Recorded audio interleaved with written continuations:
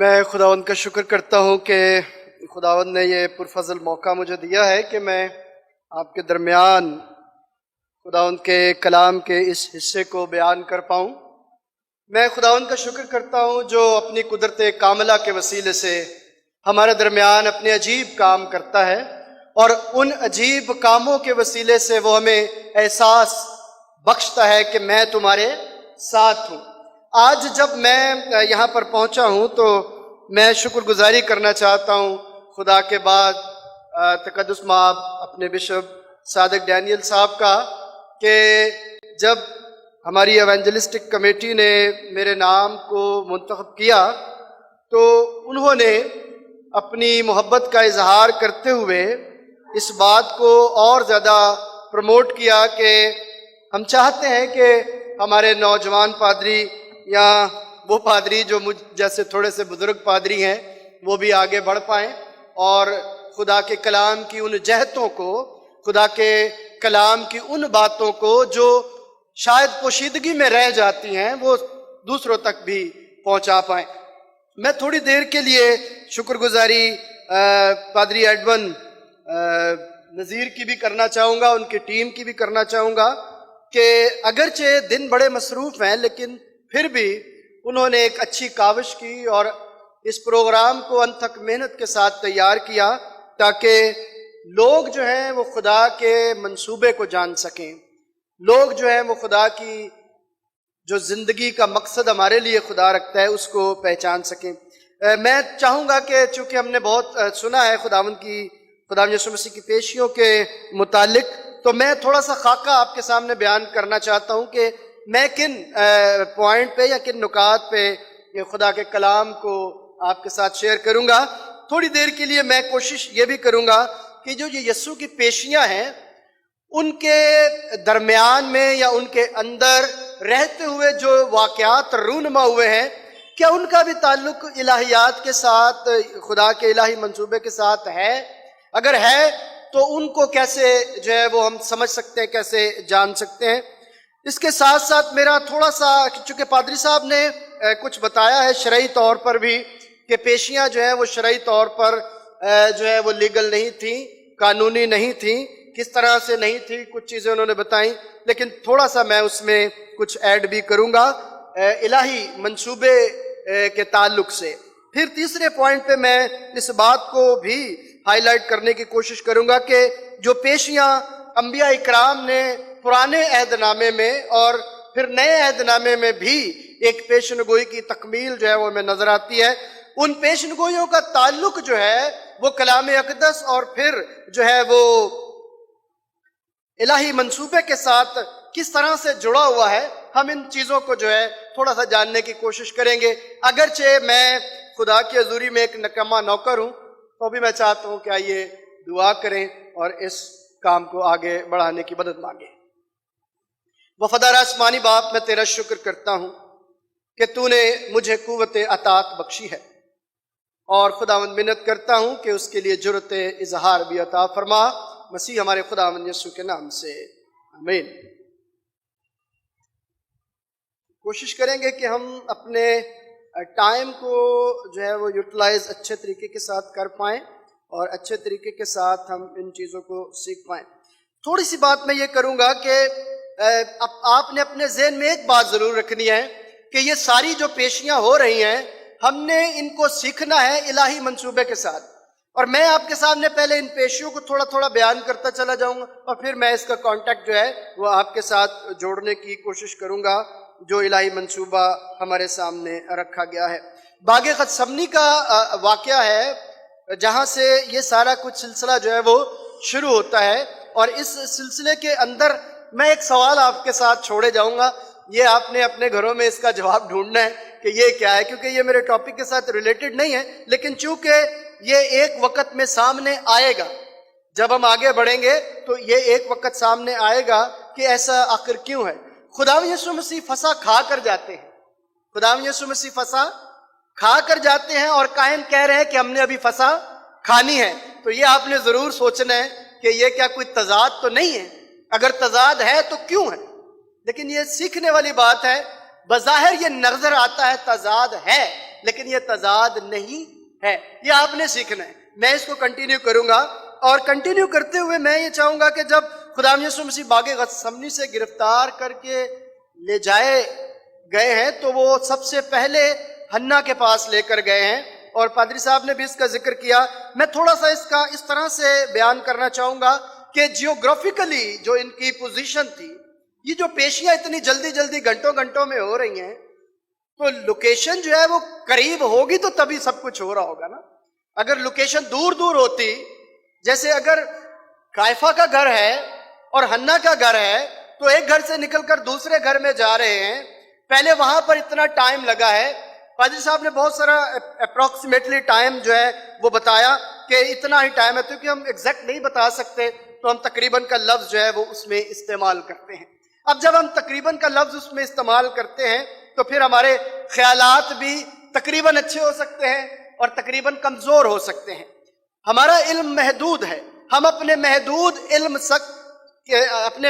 علم سے جو خدا کے الہی منصوبے تک رسائی حاصل کرنے کی کوشش کرتے ہیں، اگر اس میں الہی منصوبہ شامل ہو جائے تو ہم پھر کامیاب ہو سکتے ہیں. اور یہ کامیابی ہم یہاں پر دیکھنے کی کوشش کریں گے کہ جب لوکیشن کو ہم ریڈ کرتے ہیں اور لوکیشن کو ہم جاننے کی کوشش کرتے ہیں تو لوکیشن میں کیا ہے. کہا یہ جاتا ہے کہ اگر آپ میپ دیکھیں گے، یروشلم کا میپ دیکھیں گے، اور اس میں ہیکل کہاں پر واقع ہے، اور جو ہے وہ قیافہ کا گھر کہاں پر واقع ہے، حنا کا گھر کہاں پر واقع ہے، فورٹ آف ہیرودیس جو ہے یا ہیرودیس کا قلعہ جو ہے وہ وہاں پر وہ کہاں پر ہے، پھر پلاطوس جو ہے گورنر ہے تو وہ کہاں پر ہے. اگر آپ ان سب کا تھوڑا سا منظرنامہ دیکھنے کی کوشش کریں گے تو پھر آپ کو ٹائمنگ کو سمجھنے میں کوئی بھی دقت جو ہے وہ نہیں آئے گی. تو ایک یہ بات. دوسری بات یہ ہے، جب حنا کے پاس لے کر جا رہے ہیں تو حنا اور اس کا داماد قیافہ، ہم نے پیچھے سنا ہے، دونوں کی تقرری جو ہے وہ اکارڈنگ ٹو دا جیوش لا نہیں ہوئی. یہ تھوڑی سی اچنبے کی بات ہمیں شاید محسوس ہو، لیکن ہسٹری یہی بتاتی ہے کہ اگر مقرر کیا گیا ہے حنا کو، تو حنا کو شام کے گورنر نے مقرر کیا تھا، جو تقریباً 6 خے سین سے 14 خے سین تک، خے سین مطلب خداوند کا سال، وہاں تک ہے. اور پھر جب اس کو ہٹایا گیا ہے تو دوسرے گورنر نے آ کر اس کو ہٹا دیا، اور یہ تاریخ ہم جوزفس کی کتابوں میں جو تاریخ دان تھا وہاں پر اس کو ہم پڑھ سکتے ہیں. اب اگر ہٹایا گیا ہے، لیکن چونکہ حنا جو ہے وہ اپنا اثر رسوخ رکھتا تھا اس حوالے سے کہ وہ ہیکل کے اندر سردار کاہن تھا، اگرچہ سیاسی بنیاد پر اسے سردار کاہن کے عہدے سے ہٹا کر اس کی جگہ پر اس کے داماد کو بنایا گیا ہے، تو بھی دونوں کی اپوائنٹمنٹ جو ہے وہ کسی حد تک ہم یہ کہہ سکتے ہیں کہ وہ سیاسی رہی ہوگی. اب دونوں کی اگر اپوائنٹمنٹ جو ہے وہ سیاسی رہی ہوگی تو دونوں کے اندر مفاد پرستی کا ایلیمنٹ جو ہے اس کو اگنور نہیں کیا جا سکتا. اگر دونوں کے پوائنٹ کو اس طرح سے ہم سمجھنے کی کوشش کریں کہ ان کی اپنی مفاد پرستی جو ہے وہ ان کے فیصلوں پر بھی جو ہے وہ موجود دکھائی دیتی ہے، تو شاید بے جانا ہوگا. اگر ایک شخص غلط پوزیشن سے آیا ہوا ہے تو اس کے فیصلے بھی عموماً جو ہے وہ غلط ہی ہوں گے. ایک شخص بنتا ہے، اگر پیسے دے کے ایم پی اے بنتا ہے تو وہ کیا کرے گا؟ سب سے پہلے اپنے پیسے ہی پورے کرے گا. ایسا ہوتا ہے نا. تو جب یہاں پر ہم یہ دیکھتے ہیں کہ حنا کے پاس وہ لایا گیا ہے، تو حنا کا جو گرج تھا یا حنا کا جو اناد تھا یسوع مسیح کے ساتھ، وہ اس لیے تھا کیونکہ حنا جو ہے وہ جو تجارتی امور تھے ہیکل کے اندر، ان کا وہ سرگنا تھا، ان کا وہ جو ہے وہ سربراہ تھا. اور وہاں پر جب خدا یسوع مسیح نے ہیکل کی صفائی کیا تو ہٹ کیا ہے اس نے. اب یہ چیزیں تھیولوجیکل انڈرسٹینڈنگ کے ساتھ یا الہی منصوبے کے ساتھ ہم تھوڑا سا آگے جب بڑھیں گے تو اس کو بھی سیکھیں گے. لیکن میں تھوڑا سا یہ پیشیوں کے اندر جو واقعات رونما ہو رہے ہیں، جو کریکٹر آ رہے ہیں، تھوڑا میں چاہتا ہوں کہ ان کی جانکاری یا ان کے بارے میں تھوڑا علم جو ہے وہ آپ کو ہونا چاہیے کہ جو کریکٹر بیچ میں آ رہے ہیں ان کریکٹر کو کیوں ڈالا گیا ہے، کیا وجہ کیا ہے. وجہ اس کی ہم نے سنی بھی اور میں آپ تک پہنچا بھی رہا ہوں تاکہ ہم یہ جان پائیں کہ خداوند یسوع مسیح جو ہے ایک الہی منصوبے کے ساتھ آئے تھے، اور اس الہی منصوبے میں انسانی سوچ جو ہے اس کے مد مقابل تھی۔ اب لڑائی چل رہی ہے، ایک طرف الہی منصوبہ چل رہا ہے اور دوسری طرف کیا چل رہا ہے؟ دوسری طرف انسانی سوچ چل رہی ہے۔ ہماری زندگیوں میں جب ہم ان باتوں کو تھوڑا سا سمجھنے کی کوشش کریں گے تو آسانی آ جائے گی کہ جب حنا کے پاس لے کر گئے ہیں تو حنا اس سے باتیں کرتا ہے اور حنا کاروائی کو آگے بڑھانے کی جو ہے وہ پرمیشن دیتا ہے۔ یوں محسوس ہوتا ہے کہ جب حنا کے پاس پہلے لایا گیا ہے خداوند یسوع مسیح تو وہ پرمیشن دی گئی ہے کہ ہاں اس کے اوپر جو ہے وہ کیس چلانا چاہیے۔ اس نے تو اپنے بغض کو بھی سامنے رکھ دیا اور اپنے انات کو بھی سامنے رکھ دیا اور آگے بڑھ گیا، اور آگے اس نے اپنے داماد کے پاس اس کو بھیج دیا۔ تو یہ پہلی پیشی جو ہے وہ کس طرح سے ہمارے سامنے آتی ہے، یا کس طرح سے وہ ہمارے سامنے خدا کے منصوبے کو پورا کرتی ہے، وہ اگر ہم حوالہ جات ساتھ ساتھ دیکھ لیں گے تو ہمیں زیادہ اچھا محسوس ہوگا۔ تھوڑا سا میں یہ چاہتا ہوں کہ آپ ان باتوں کو بھی سمجھ لیں کہ جو کچھ خداوند یسوع مسیح کے ساتھ ہوتا ہے یا ہوا ہے وہ سب کچھ نوشتوں کے مطابق ہوا۔ اگر یسوع مسیح کے شاگرد اس کو چھوڑ کر چلے جاتے ہیں تو زکریا کی کتاب 13واں باب 7ویں آیت پڑھیں گے تو وہاں پر لکھا ہے، اے تلوار میرے چرواہے کے خلاف اور اس شخص کے جو میرا رفیق ہے بیدار ہو۔ خداوند خدا فرماتا ہے، چرواہے کو مار اور بھیڑیں تتر بتر ہو جائیں گی اور میں چھوٹوں پر اپنا ہاتھ چلاؤں گا۔ اب یہ پیشن گوئی تکمیل اس کی کہاں پر ہو رہی ہے؟ متی کی انجیل 26واں باب اور اس کی 31ویں سے لے کر 56ویں آیت پڑھیں گے تو آپ کو کچھ یوں ملے گا، تب یسوع نے ان سے کہا، تم اسی رات میری وجہ سے ڈگمگا جاؤ گے، کیونکہ لکھا ہے کہ میں چرواہے کو ماروں گا اور گلے کی بھیڑیں تتر بتر ہو جائیں گی۔ تب سارے شاگرد اس کو چھوڑ کر بھاگ گئے۔ اب ساتھ ساتھ یہ چیزیں جو ہو رہی ہیں، چونکہ میرا ٹاپک زیادہ تر جو ہے وہ الہی منصوبے کے ساتھ، اور میں چاہوں گا کہ پہلے جو میں نے اس طرح سے بیان کرنا تھا میں ساتھ ساتھ بیان کرتا چلا جاؤں تاکہ ہمیں آسانی ہو سمجھنے میں کہ ہم کیا بات جو ہے وہ سیکھ رہے ہیں یا کس بات کی طرف ہم بڑھ رہے ہیں۔ جب حنا کے پاس جاتے ہیں تو حنا جو ہے وہ انکوائری اپنے انداز سے کرتا ہے، اور حنا جو ہے جس بات کا ذکر کرتا ہے وہ چاہتا ہے کہ یسوع کو جو ہے اپنی زندگی سے، اپنے معاشرے سے، اپنے لوگوں سے کیا کر دیا جائے؟ ہٹا دیا جائے، دور کر دیا جائے، تاکہ ہمارا کاروبار، ہمارا جو کام ہے وہ بالکل سموتھ انداز میں پھر سے چلنا شروع ہو جائے۔ اب اگر ہم اس بات کو بھی دیکھیں، زبور کی کتاب اگر پڑھتے ہیں 35واں باب اس کی 11ویں آیت، تو لکھا ہے کہ سنگ دل گواہ میرے خلاف اٹھ کھڑے ہوتے ہیں اور مجھ سے ایسی باتوں کے متعلق پوچھتے ہیں جنہیں میں نہیں جانتا۔ اب سوال کر رہے ہیں، جب دوسری پیشی آ رہی ہے اور سوال اس سے پوچھے جا رہے ہیں، جھوٹے گواہ جو ہیں وہ کھڑے کیے جا رہے ہیں۔ ان گواہوں سے جب خدا یسوع مسیح ان گواہوں کے وسیلے سے بات نہیں کرتے تو یہ کہا جاتا ہے کہ یہ پیشن گوئی جو ہے، جو متی کی انجیل کے 26ویں باب کی 62ویں اور 63ویں آیت میں ہے، اس پر سردار کائن کھڑے ہو کر یسوع سے پوچھتا ہے، تیرے پاس اس الزام کا کیا جواب ہے؟ مگر یسوع خاموش رہا۔ سردار کائن نے پھر پوچھا، تجھے زندہ خدا کی قسم ہمیں بتا کہ کیا تو خداوند کا بیٹا مسیح ہے؟ اب جو پیشیاں ہو رہی ہیں ان کا الہیاتی بیک گراؤنڈ جو ہے وہ ہمیں انبیاء اکرام کی کتابوں میں ملتا ہے، جس کا ذکر ہم نے پڑھ لیا کہ مسیح جھوٹے گواہوں کے وسیلے سے مجرم جو ہے وہ ٹھہرایا جا رہا ہے۔ اس کے بعد اگر ہم زبور کی کتاب اس کا 22واں زبور پڑھیں، 7ویں آیت پڑھیں تو وہاں پر لکھا ہے، وہ سب جو مجھے دیکھتے ہیں میرا مذاق اڑاتے ہیں اور اپنے سر ہلا ہلا کر یہ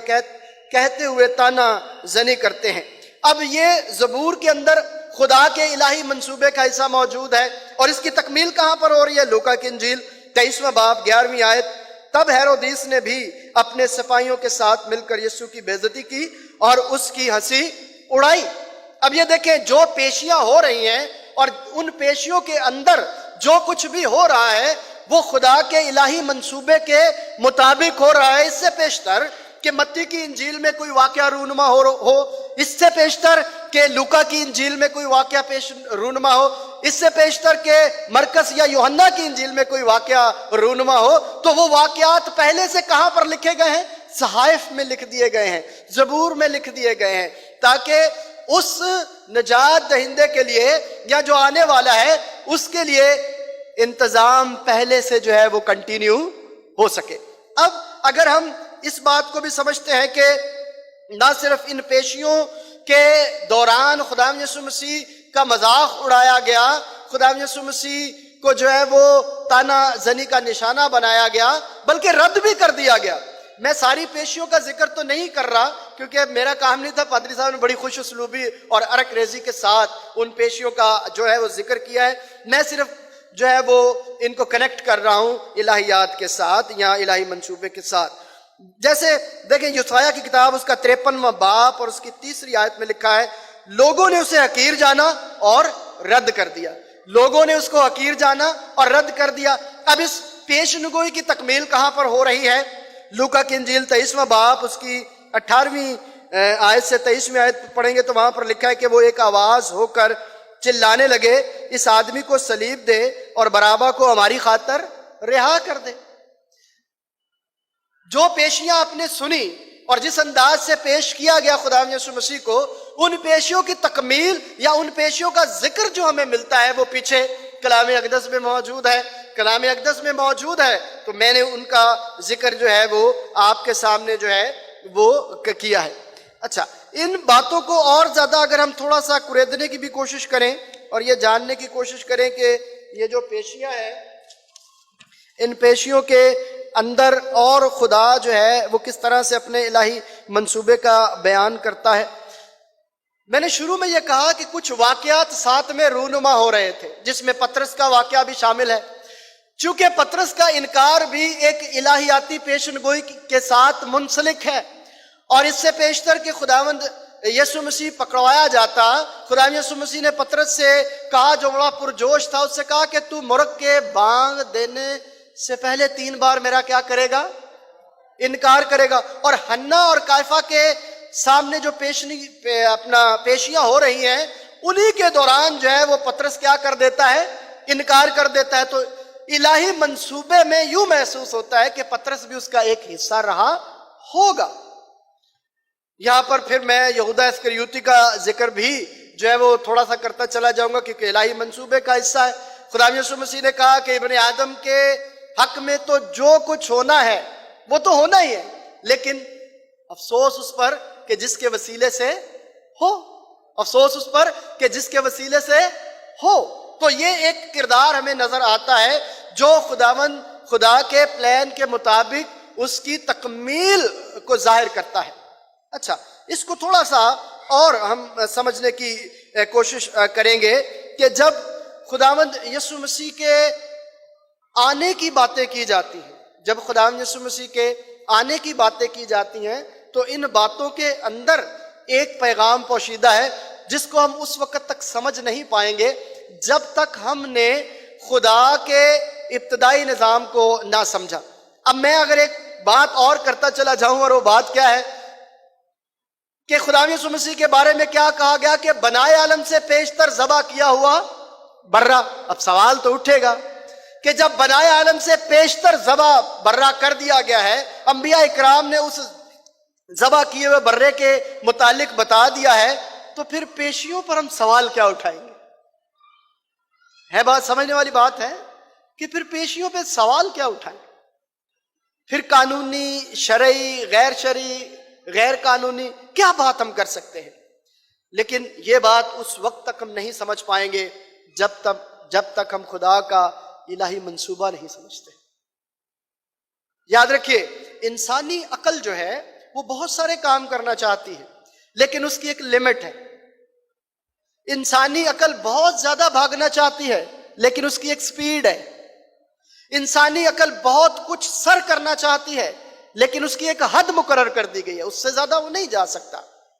خدا کی خدائی کو سمجھنا انسان کے بس میں اس وقت تک نہیں ہے جب تک وہ واپس تجلیل میں نہیں چلا جاتا۔ یاد رکھیے،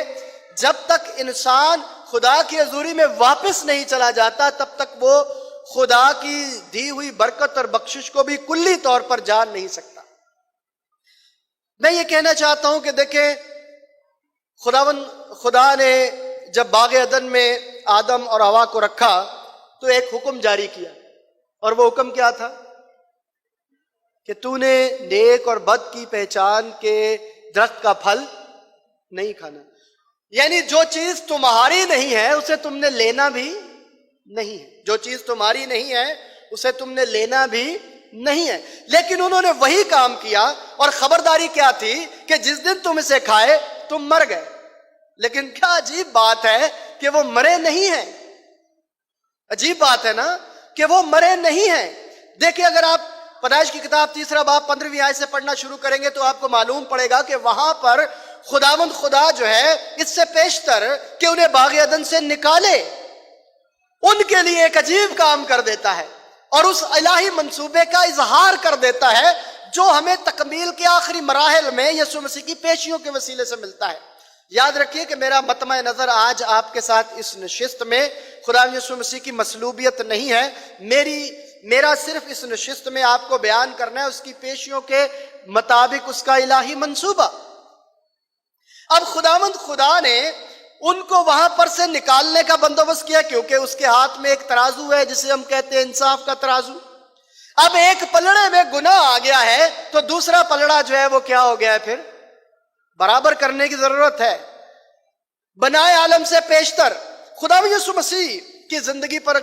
اگر غور کرے تو خدا یسوع مسیح نے اپنے شاگردوں کو جی اٹھنے کے بعد وہ سارے نوشتوں کی تعلیم جو ہے وہ دکھائی جو اس کے بارے میں، اس کی زندگی کے بارے میں تھی. جبھی تو پطرس اعمال کے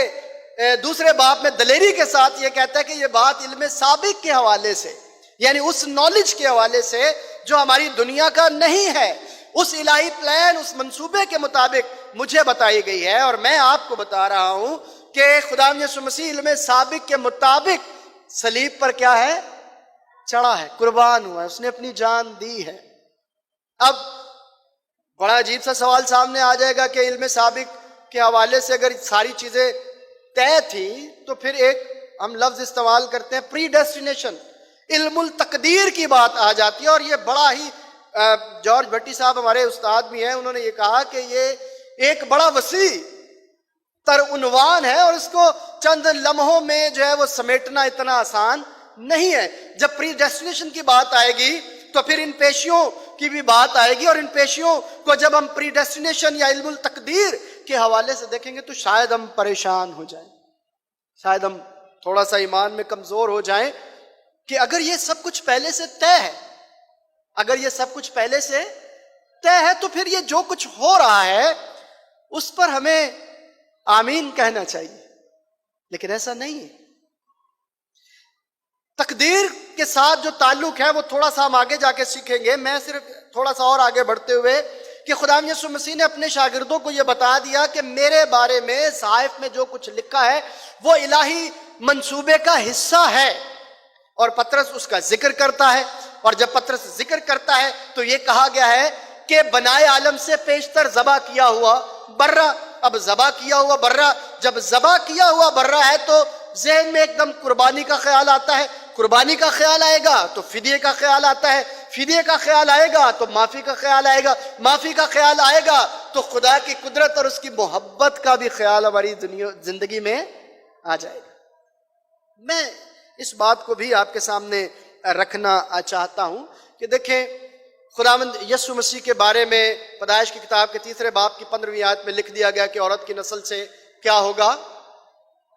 منجی آئے گا. عورت کی نسل سے ایک منجی جو ہے وہ آئے گا. اب اس منجی کے لیے کچھ نشانیاں بھی تو ہونی چاہیے تھی نا کہ بھائی منجی آ رہا ہے تو اس کو پہچانیں گے کیسے؟ منجی جو آ رہا ہے اس کو ہم کیسے پہچانیں گے؟ تو کلام مقدس میں جب ہم قربانیوں کو پڑھتے ہیں، پہلی قربانی جو خداوند نے خود ادا کی اور بنی نوع انسان کے آباء و اجداد یا جد امجد آدم اور حوا کو اس ذبح کیے ہوئے جانور کی کھال کے کرتے جو ہے وہ پہنا دیے، کھال کے کرتے پہنا دیے. یوں خدا نے اس بات کا جو ہے وہ اندیا دے دیا کہ میں نے تمہارے لیے نجات کا بندوبست جو ہے وہ کر دیا ہے. میں تمہیں بھیج تو رہا ہوں لیکن میں تمہیں واپس بھی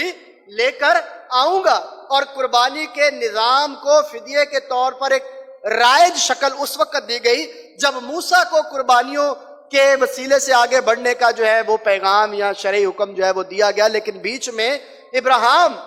جب اپنے بیٹے کو قربان کرتا ہے تو قربان کرنے سے پہلے ہی خدا کہتا ہے کہ اپنی چھری کیا کر دے، روک دے، اور جھاڑیوں میں ایک مینڈا کیا ہے، پھنسا ہوا ہے، وہ اس کو نکال کر کیا کر دیتا ہے، اس کی قربانی دے دیتا. تو اسحاق کے بدلے اس مینڈے کو جو ہے وہ کیا کیا گیا ہے، قربان کیا گیا ہے. میں ایک جگہ پر پڑھ رہا تھا، پتہ نہیں کہاں تک یہ درست ہوگا، لیکن جب ہم تھوڑا سا کلچرلی اسٹڈی کرتے ہیں تو پتہ چلتا ہے کہ ہمارے معاشرے میں یہ ایک بات ہے کہ جب حقیقہ بچے کا کیا جاتا ہے تو جب جانور پر چھری چلانی ہوتی ہے تو ایک دعا پڑھی جاتی ہے، اور وہ دعا کیا پڑھی جاتی ہے کہ میرے بچے کے بدلے، میرے بچے کی کھال کے بدلے اس کی کھال، میرے بچے کے خون کے بدلے اس کا خون، میرے بچے کی ہڈی کے بدلے اس کی ہڈی، اور اس کے وسیلے سے میرا بچہ جو ہے وہ جہنم کی آگ سے کیا رہے، محفوظ رہے. تو وہ جانور قربان کیا جاتا ہے، اور فدیہ کس کا دیا جاتا ہے، اس بچے کا جس کے لیے وہ جانور قربان کیا جا رہا ہے. اب قربانی کا یہ جو پہلو ہے یہ یہاں تک محدود نہیں ہے، بلکہ پوری الہامی کتابوں میں قربانی کا تصور جو ہے وہ موجود رہا، اور یہ تصور جو ہے بائبل مقدس میں بالخصوص مسیحا کے ارد گرد کیا کرتا ہے، گھومتا ہے. اور مسیحا کے ارد گرد جب گھومتا ہے تو پھر انبیاء اکرام نے اس قربانی کو جو ہے وہ حصہ بہ حصہ، طرح بطرح، جیسے عبرانیوں کے خط میں لکھا ہے، بیان کر دیا گیا. الہی منصوبے کو بیان کر دیا گیا. جب الہی منصوبے کو بیان کر دیا گیا ہے اور الہی منصوبے کا اظہار کر دیا گیا ہے تو پھر جو بات میں نے آپ سے یہ کہی کہ موسیٰ کو خداوند نے شریعت دی اور قربانیوں کا جو سلسلہ تھا وہ چل نکلا، لیکن کلام یہ کہتا ہے کہ وہ قربانیوں کا سلسلہ جو ہے حقیقی قربانیوں کا عکس تھی، تاکہ جو حقیقی قربانی ہونے کو تھی اس کی نشانیاں جو ہے وہ ان میں دکھائی دیتی رہے، نظر جو ہے وہ آتی رہے. میرے کہنے کا مقصد آپ کے ساتھ یہ تھا کہ جو شخص مسح کیا گیا تھا، مسیحا، یا جو چنا گیا تھا تاکہ وہ بنی نوع انسان کے لیے قربانی دے، اور جو ترازو خداوند کے ہاتھ میں موجود ہے، ایک طرف گناہ ہے تو دوسری طرف جو ہے وہ خدا کی محبت کے وسیلے سے اس کے بیٹے کی قربانی ہے، تو وہ برابر ہو جائے، انصاف کا تقاضا بھی پورا ہو جائے اور محبت خدا کی جو ہے وہ بھی کیا ہو جائے، پوری ہو جائے. تو میرے عزیزو، کلام میں اس بات کی طرف راغب کرتا ہے کہ نوشتے جو پورے ہو رہے تھے کہ خدا کا یہ منصوبہ جو ہے وہ خدا کے بنائے ہوئے اس منصوبے کے ساتھ ہے جو بنائے عالم سے پیشتر ذبح کیا گیا ہے. اگر ہم تھوڑا سا اس بات کو بھی سمجھے جہاں پر خداوند منصوبے کی تکمیل کی نشانیاں بیان کرتا ہے، تو یسائی کی کتاب 53واں باب جہاں پر لکھا ہے کہ حالانکہ وہ ہماری خطاؤں کے سبب سے گھائل کیا گیا اور ہماری بد کرداری کے باعث کچلا گیا، وہ ستایا گیا تو بھی اس نے برداشت کی اور منہ نہ کھولا. اگر 7ویں آیت کو پڑھیں تو 7ویں آیت اس طرح سے بیان کرتی ہے، وہ برے کی طرح ذبح کرنے کے لیے لے جایا گیا، جس طرح ایک بھیڑ اپنے بال کترنے والے کے سامنے خاموش رہتی ہے، اسی طرح اس نے بھی اپنا منہ نہ کھولا. غور کیجئے کہ خدا جو ہے وہ ہم سے کس طرح محبت کرتا ہے. اگرچہ انسان جو ہے اس نے اپنے آپ کو اس چیز کے لیے تیار کیا جو اس کی نہیں تھی، تو بھی خدا نے اس کی نافرمانی کو ڈھانپا، اس کے ننگ پن کو خداوند نے ڈھانپا. اگر ہم ان بیانات کو اس طور سے دیکھ لیں اور اس طور سے جان لیں کہ یوحنا، جب میں نے شروع میں یہ بات کہی تھی کہ نہ صرف پرانے عہد نامے میں بلکہ یوحنا بھی اس بات کا ذکر کرتا ہے کہ دیکھو یہ خدا کا برہ ہے جو جہان کے گناہ اٹھائے.